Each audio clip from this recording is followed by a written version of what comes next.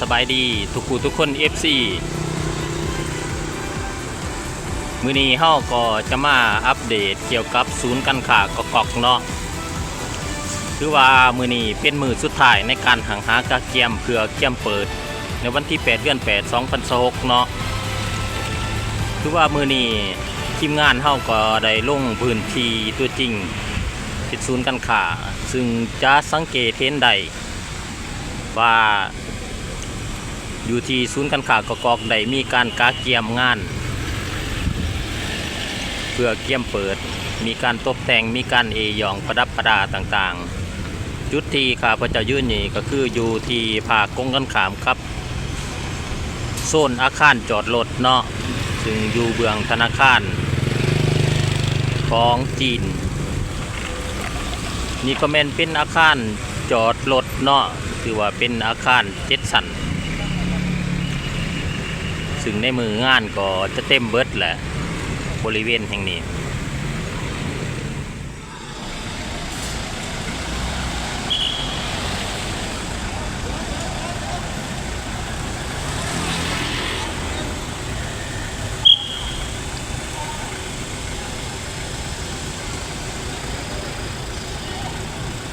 ตอนนี้เขาก็จะสังเกตเห็นว่ามีทีมงานติดตั้งป้ายใส่ว่าบอนจอดรถสำหรับบุคคลทั่วไปและบอนจอดรถสำหรับ VIP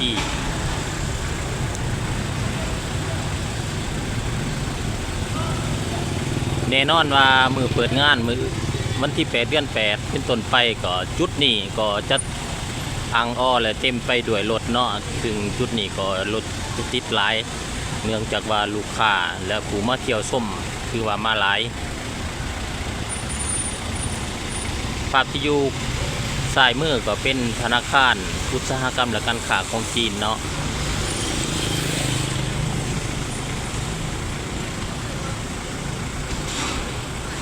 ตอนนี้เราก็มาอยู่พื้นที่กับบอนจอดรถโซน A สำหรับศูนย์การค้ากอกก็มีจุดจอดรถอยู่2 โซนเนาะคือโซน A และโซน B โซน B มันจะอยู่อีกด้านหนึ่งสำหรับจุดนี้แมนโซน A เนาะโซน A เป็นอาคาร6-7 ชั้น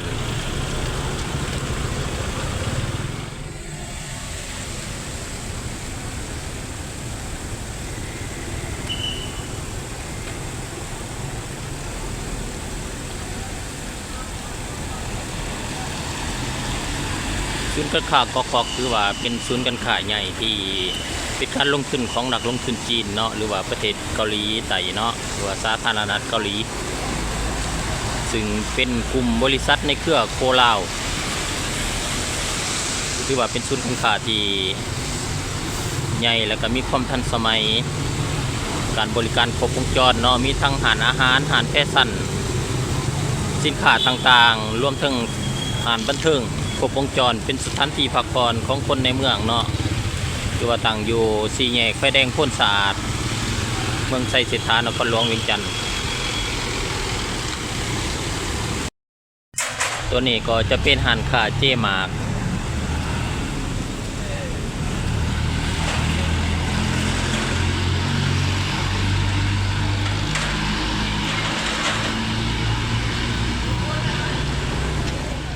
ตัวนี้ก็จะเป็นธนาคารอุตสาหกรรมการค้าของจีนสาขานครหลวงซึ่งก็อยู่คนละภาคกับศูนย์การค้ากอกตอนนี้ทั้งพนักงานและภาคส่วนต่างๆกำลังพากันกาเกียมติดตั้งป้ายหรือว่าจุดบอกต่างๆเพื่อให้สำเร็จในมืออื่นซึ่งเป็นมือเปิดงานตัวนี้ก็จะเป็นบรรดาแบรนด์ต่างๆที่ว่าเขามา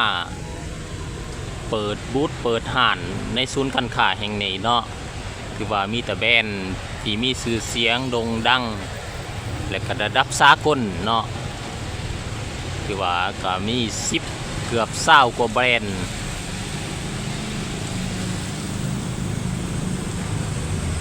ตอนนี้ข้าพเจ้าก็อยู่ที่ด้านนอกของอาคารเนาะก็ถือว่ามื้ออื่น วันเสาร์และวันอาทิตย์ก็ถือว่าบรรยากาศจุดนี้ก็จะเต็มไปด้วย ผู้คนและนักท่องเที่ยวซึ่งจะมาช้อปปิ้งหรือว่าจับจ่ายสื่อขายต่างๆหรือว่าเป็นศูนย์การค้าที่ว่าตอบโจทย์ผู้คนในเมืองและก็นักท่องเที่ยวก็ให้ความสนใจบ่ว่าทั้งคนลาวและคนต่างประเทศ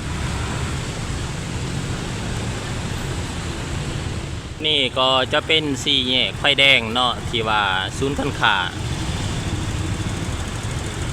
จะอยู่ติดกับสี่แยกไฟแดงเลยเป็นสี่แยกไฟแดงที่ว่าสามารถเดินทาง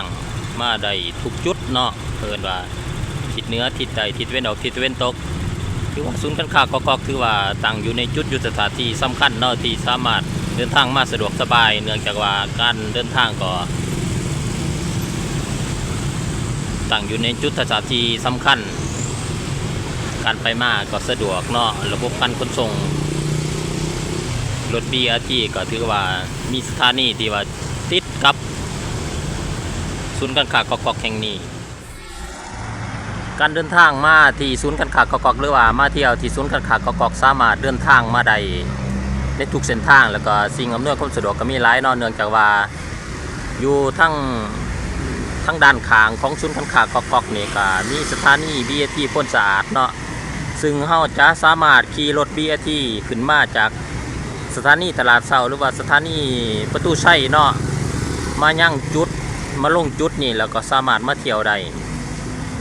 หรือจะเดินทางมาเบื้องทางเบื้องถัดหลวงก็สามารถเดินทางมาได้เฮาก็สามารถขึ้นรถ BRT อยู่สถานีพลเข่งสถานีพิพิธภัณฑ์ป้องกันความสงบก็มาลงอยู่ที่สถานีพ่นสะอาดเนาะก็ห่างกันอยู่ประมาณ600 เมตรเท่านั้นถือว่าเป็นสถานีที่ว่าอำนวยความสะดวกหรือว่าเดินทางก็มีความสะดวกสบายต่อการไปยังจุดต่างๆเนาะอย่างถ้าว่าอย่ารถติดหรือว่าการเดินทางบ่สะดวกก็สามารถส้มใส่รถมีสาธารณะก็คือรถ BRT ได้ที่ว่าตอนนี้เราก็อยู่อาคารด้านนอกเนาะเพื่อมาอัปเดตก่อนมือเปิดที่ว่ามือนี้ก็ฝนยังตกเหมือนเดิมเนาะเนื่องจากว่าฝนก็ตกมาเป็นเวลา6 มื้อแล้วมื้อนี้คือว่าฝนยังตกมาเหมือนเดิม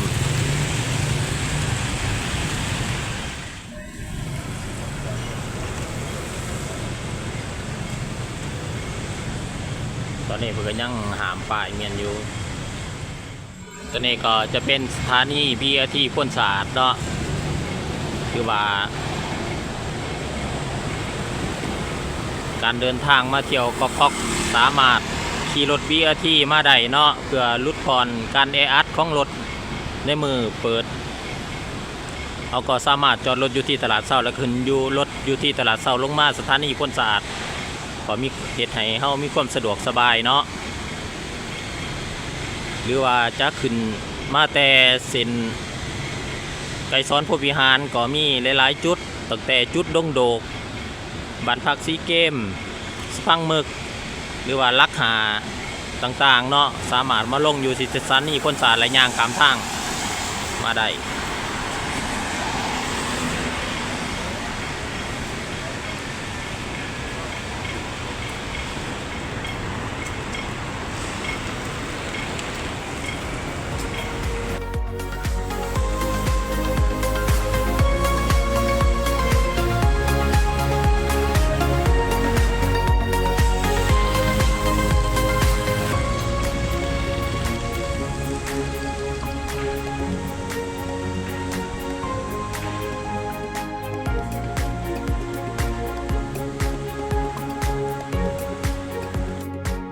ตัวนี้ก็จะเป็นบ่อนจอดรถโซน B เนาะที่ว่าอยู่ด้านหลังของศูนย์การค้ากอกเบื้องประตูไส้เนาะโซนจอดรถโซน B ที่สามารถจอดทั้งใดรถใหญ่และรถจักรถึงสามารถจอดได้ทั้งรถใหญ่และรถจักรเนาะเป็นโซน B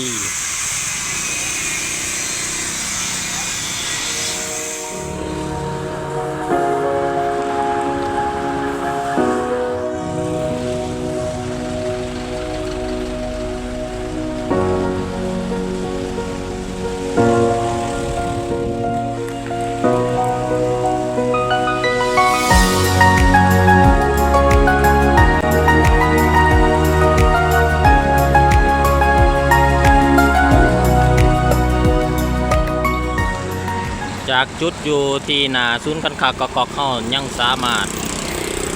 แนมเห็นประตูชัยเนาะคือว่าอยู่ทางด้านหน้าอื่นเด้อเปิด คือว่าลูกค้าเพิ่นก็บ่ได้อัปเดตข่าวเนาะเพิ่นก็เลยบ่ฮู้ว่าการค้าเปิดศูนย์การค้ากอกห่างจากประตูไส้ประมาณ